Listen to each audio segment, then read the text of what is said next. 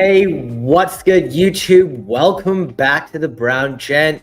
In today's video, I'm going to share with you guys the tea on how you can improve your win rate in the Mad Boar Hunts on DeFi Kingdoms.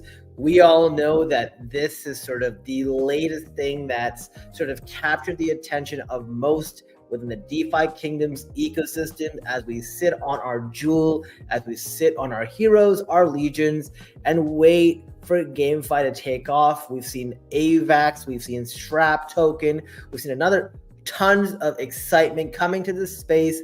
It's only a matter of time until eyes are set on DeFi Kingdoms. So how do you crush PvE, in this case, Mad Boar Hunts, and how do you get yourself ready to pick up the loot and get yourself ready for PvP? That's what we're going to talk about in this video. But before we get into that, make sure you hit the like button, hit subscribe, share the video, make sure that everyone you know who's into DeFi Kingdoms gets a chance to check this out. And for those of you who haven't no idea what I'm talking about DeFi Kingdoms, one of the best GameFi projects out there. The team has somewhat, we can say they've made it through the bear market at this point. They've come out unscathed, tons of lessons to be learned, and tons of profit for those of us who have been waiting through the tough times. That being said, this is not financial advice. So remember, I'm just an idiot on YouTube. Anyone can turn on a camera, do your own research, do your own due diligence. So the Mad Boar Hunt, or sort of the Void Hunt, let's just call it. This is our first PvE experience within DeFi Kingdoms. This launched a couple weeks ago, initially kicking off with the Knights, the Archers, and the Priests. Now you could use other classes, but you didn't get to use their abilities if you did. So if you want to win, you've got to be capitalizing and only using the classes that have their abilities available. So it started with Knight, Archer, and Priest. More recently, they added on November 8th, so about 10 days ago, they've added the Warrior as well to the Codex. So now we've got a ton more options. And sort of how this works is you go into DeFi Kingdoms, you go to the Tavern, you click on Hunts, you click on Start Hunt Prep. Typically, you'll have to sign in through your wallet. And then what you'll do here is you'll select a back, a middle, and a front position. Now, as we went over, Knight, Archer, and Priest were the first three. Now there's Warrior. Typically, Knights and Warriors have a very, they can be used interchangeably. Archers, people typically have 1 to 3 of them because they do have incredible output damage. And then depending on your team, if you want a Priest to heal, this helps keep your guys alive long enough to end the battle. Now, the reason we're doing all of this is we're trying to win as many of these Mad Boar Hunts as possible because it drops some incredible loot. Now, the loot percentage is very low. I have been told that I am somewhat lucky to, in the first 21 Mad Boar Hunts, I was able to get 4 Void Shards. I was able to get, I think it was a Gore Staff, 3 of these like pumpkin heads, Gored, whatever guards. Apparently that's pretty good. Who knows? That being said, my win rate was 87.5% because I lost my first 3 because I had no idea what I was doing. Remember, this is all a vanity metric. At the end of the day, use your time to experiment and learn what works best for you. The reality is no one really cares about this. It's okay to lose the first 100. Whatever it takes, think of it as a tuition fee, right? What you want to do is when it's low stakes, mess up, right? Because right now, the price to join is only 10 crystal and 1,000 gold per team that you enter. Now, if you lose, I think it's 5 crystal and 500 gold to retry, which I recommend every single time for people. But how do you make sure, because once again, this channel is all about profit, how do you make sure that you win? And that's what I want to talk about in this video. Hey, Rabito, thank you. That's actually a good point that I should mention. I've actually been away for quite a bit of time. I was traveling end of September, all of October. In November, I spent 2 weeks here, 2 weeks in Dubai, and I'm back. I have a couple things that are still going on. I have a Magic tournament next weekend. I have Eternal Weekend, which is Legacy and Vintage for Magic, where tons of people go to the US. There's going to be like millions and millions of dollars worth of cards, and it's going to be a very, very high stakes tournament going into that. But besides that, I'll be here making content very often. I'm back here sort of making content likely on a daily basis, with in and out of work, of course. Welcome, Sticks Intern. I'm just here for the cheat codes. Yeah, well, hopefully, some of what I share can be useful to you. So let's just go back to this. Sort of the first thing I got asked here, Dreamer's very nice here. Great stats, a beautiful graphic. This comes from DFK Quester. If you haven't checked it out, dfkquester.app.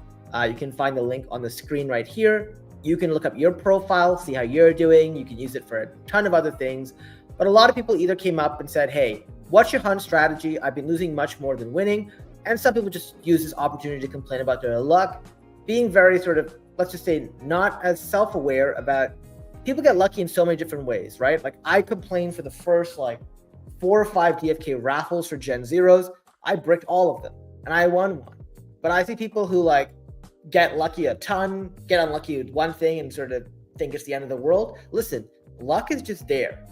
I used to play professional poker. So did Grady, in fact. And the reality is luck exists. How do you control what you can control for? That's really what I want to talk about. Hey, Skiller, how's it going? You need a cheat code? I'm sure you know what's up. So, I don't think you guys will need my help as much. This is more for others. But the first thing I tell people is, look, focus on what you can control. Improve your win rate first, right? I've got 250 heroes. At this point, I've only used 6 because I know they can win, with the exception of some very obscure things. In fact, I lost 2 Void Hunts to my own stupidity. I had put, so I was half asleep and I had put my heroes in the wrong order. So what I did was my priest was on the front line, my archer was in the middle, and my knight or my warrior was in the back.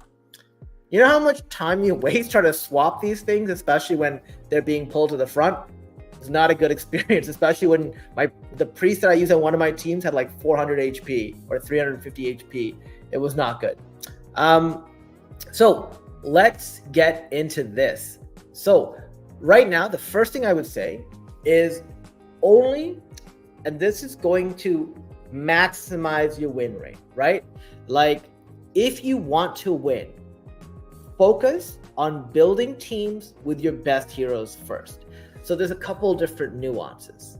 So as you probably heard, the Mad Boar Hunt scales in difficulty, the higher level your heroes are. So there's an inherent benefit to having heroes at level 15, because a hero at level 15 gets access to the 5th skill. Outside of that, a hero at level 14 versus level 10, I'd rather have my hero at level 10. Let's just be honest here. That being said, you also want to pick and choose between the stat points. I'm glad Skiller's here because I'll give you an example. I will go and show you 2 heroes specifically here.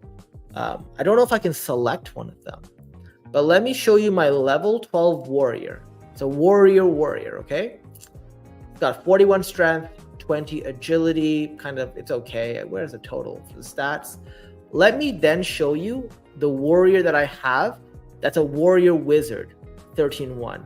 Its strength is 46. Its dex is 34. Look how much more insane. You know what? Let me just do this side by side just to compare. So when you compare these, one is level 13, one is level 12. One is more pure-blooded, right? Warrior versus warrior wizard. Let's take a look here. Look at these stats. This warrior with one level higher just completely demolishes this. 46 versus 41, 27 versus 20, 23, sure, wash, 23 to 10, 34 to 23, 25, 21. What's the difference? Easy. There's one got a tier bonus and one has a lesser might stone. And the reality here is if you've been stoning your heroes, which is what Skiller, Be Easy, and a lot of other people have been talking about, this is where it finally comes in handy. And you can see that this huge edge allows you to get so much more out of those heroes, especially at a lower level cap. So that way you don't scale your enemies, right? So it's a big balance here, right? You want to make sure that you balance the hero level. So keeping it, obviously 15 is great. Closer to 10 is better if you can sort of back up your stat points, and then making sure you match up the abilities. That's why I say level, 5 abilities versus 4. The 5th ability is obviously very, very good depending on what you choose. Also, as I mentioned here, you got to make sure you position your heroes appropriately. So in this case, if you're doing a priest, archer, knight / warrior combo, put your priest in the back, put your archer in the middle, put your knight warrior in the front. I experimented. So at first I had my archer in the back, my priest in the middle, my knight in the front, and I was getting demolished. I was getting crushed because my priest kept getting pulled to the front and getting nuked. Now that my priest is all the way in the back, the only time I sort of get destroyed is when I get absolutely unlucky with sort of that, the mom smashing my back hero and KOing them, and me not having enough of a lead to sort of get there. Yeah, so level 14, 10, 6, so average 10, right? So if you can get your average to 10, amazing. Now, if you can get average 15, better, in the sense of, all 15, 15, 15. It's definitely a nuance. And the reason I say this and the reason I bring this up is I like to use a ton of analogies to poker. I have a ton of people who I play poker with on a regular basis. I go to the casino. If you ask Christian Peter or, if you ask Sergeant Filthy McNasty, what they'll tell you is a ton of times they've invited me to their channel to sort of talk or sort of be part of a debate. I'm usually out on Friday nights at the casino, and I go with my friends, and my friends always ask me, how do you constantly keep your win rate up, right? Because poker is a game of luck. Well, I reduce the amount of luck I need by being very selective with the hands that I show up to play with, right? So what happens is I'm not in the mix with King 6 of hearts or King 6 offsuit or, Jack 5 of diamonds, because I don't want to be put in tough spots like flopping top pair or something like that. What I want to do is give myself the opportunity to just show up with nutted hands, right? So I'm very selective. The second thing I do, beyond just sort of making sure I hand select, is I also choose situations where I'm favored. If I see a ton of good players on the table, I'm just going to go home. I'm not going to play. I'd rather do that than sit there and grind against people who are as good, maybe even better than me. What's the point of doing that? I'm here to win. I'm here to sort of be profitable. And that's the same sort of principles that I would use in the Mad Boar Hunts. You want to use your best people first. Now, that's if you want to be profitable.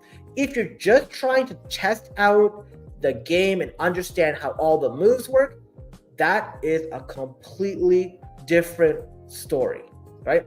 If that's what you're trying to do, experiment all you want. If you're just looking to say, hey, I want to come in, I want to keep rolling the dice every single day to get Gore Staff, Gore Blade, Charger Mask, whatever it may be, sell it on the tavern, keep running this machine up, then play this way. If you're here trying to learn how these moves work, trying to learn what combos work best for you, by all means, take your shot, because once again, low stakes, learn here, right? It's better you learn now than when you have a LAN tournament or something and you have no idea how these combination of moves work, right? One of the things I learned early on is sometimes it's actually right to sort of just pass your turn and get the initiative, right? There are times, and you want to build that intuition, right? You really want to build that intuition.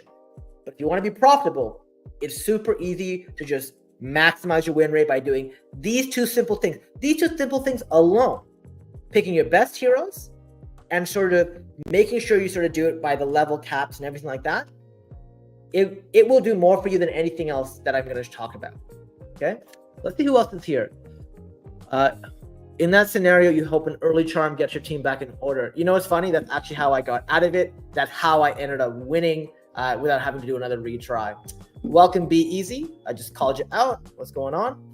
That feels like a fun trio because your 14 feels super strong. The 6 doesn't feel so bad. That's fair. Now, going back to this. One of the things you will learn, and I think most people have learned this, is it's better to overload the damage, select one sort of target, and go after them heavily. I typically tend to focus on the tiny boars, only because the times where like I've used a move that that's not targeted, that's sort of like the arrows, right? The 3 arrows that go from the archer, that's not specific to one enemy, and it hits the mom, and then like one of the kids like heals like 400 or 500 like health, and I just want to like die, right? It's better to overload the damage first versus distributing it, right? And the other thing I like to do is I don't like using the moves that exhaust. So when I first started, I did a lot of that, like, 1-2 punch, where the archer sends out 3 arrows, and the next move they do 3 targeted arrows that are way tougher. But then they skip a turn, and then the next turn they can't even attack. They got to use a regular attack, and then only can they get back to it. So what I started doing, and I found this to work very well, is I just use the targeted, like the non-targeted arrows, because they do a ton of damage output, and then I focus all my firepower on the ones that it's been hitting. So like, for example, if I do a non-targeted archer that hits like the second boar, that's who I'm going with my other heroes. That's who I'm targeting with, right? I also like try to avoid using things that exhaust, so that the targeted specific arrows. And the only reason I try to avoid that is sometimes something will happen where my priest will be low MP, and I need to use my archer to pump that back so I can sort of pass that back. Otherwise, I'm going to sit there and my big damage output from my knight or my warrior will have to be used for that instead, and I don't want to do that. The other thing I would say is I've watched a ton of replays. A lot of people don't like to plan a few turns ahead, right? So like, if you're going to kill a small boar, at this point, recognize the mama bear tends to go on a rampage, tends to like, try to hit everybody. Either it runs across, or it does like this like drop kick thing where like it hits 2 heroes. Sometimes it misses, sometimes it KOs them. And you want to make sure before you like do that final damage that's going to like put that boar dead, that your heroes are able to sustain that kind of blast, right? Especially if you have a priest, because if your priest goes and you sort of have already been sort of using your potions to pump that priest's MP up, and then they're gone, you no longer have ways to heal, especially with the bleeds and all that stuff happening. So just make sure you plan a few turns ahead. And probably the biggest learning for me through all of this is, out of every stat that has shown up, the most important thing that's come up is vitality. Why? If your hero's HP is super low, it is so hard to win these battles. Like, there's a huge difference when you look at heroes that have been leveled up with vitality early on, so then their HP boosts have been significant and they've cascaded along, versus heroes where their vitality is absolute trash, and basically like no matter how much you heal them, Mama Bear or Mama Boar gets upset, one touch, and they're knocked out. And you really can't use them in these sort of scenarios. So going forward for myself, one of my takeaways is I'm going to put more of an emphasis on leveling up vitality. I know a ton of people were talking about this in the Discord before. This is something that's important. The other thing, going back to sort of the good heroes piece, is look, you got mythic heroes, try to get mythic stoned heroes. That's an easy way to get higher stat points at lower levels. And if you have those, you should be crushing.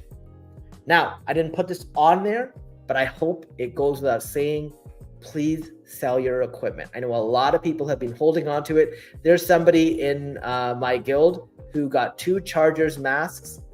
And this is at a time when Chargers masks were worth 9,000 crystal. I was telling them to sell, didn't want to. Those have gone down by over 60 to 70% at this point.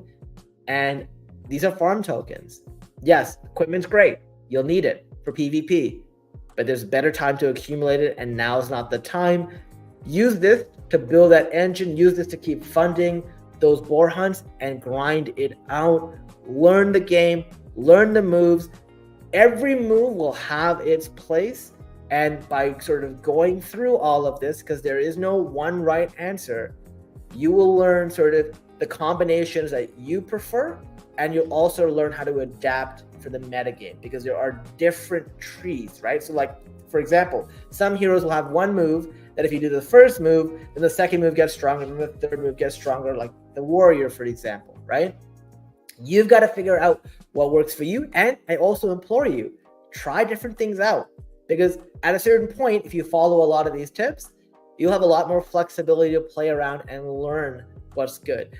Myself specifically, I love the move with the priest, where I can sort of heal and do a sort of initial heal at the start of that sort of hero's turn as well. That helps me around against bleed, and it helps me in the case that the priest gets like sort of, crushed. Sometimes heroes just get the worst bracket of HP. Yeah, and definitely possible, but that's where you got to be very selective. Show up with the heroes that are good. If it's not a good hero, and remember, this goes back to why we're doing this. If you're doing it for profit, show up with an edge. That's the number one thing you can do. Show up with an edge and only play when you have an edge. If you don't have an edge, great. I'll sit on my hands. That's how I treat poker. That's sort of how I would treat this. That's why, despite, you see how many mythic heroes I have in my account, I've only used 6 so far. Obviously, I'm not using the others, mainly because, one, either they're low level or they don't have special abilities. So I don't want to sit there and just hit regular attack. What's the point, right? Yeah, completely agree here. Similar vitality, same class, same level heroes. You can tell one just got the low end. Yeah, that's pretty sucky. And probably like sort of the one other thing I will cover here is just taking a look at the tokens, right? So, that's sort of how you can boost your win rate in Mad Boar Hunts. If we look at the Jewel token, we know Avalanche has done really well. It's gone up to $22, $23 from $12 in the last month. Jewel as a token has sort of slowly trickled up. There isn't that many eyeballs on it right now, but that's not to worry. This is not something that we should be worried about. Dreamer has been a lot more proactive on Twitter or X. Christian Peter has joined the team. I have a ton of confidence in him. He knows exactly what's up and what we need. And the token is slowly trickling up as well because AVAX is doing really well. And I believe DeFi Kingdoms is the most transaction on AVAX.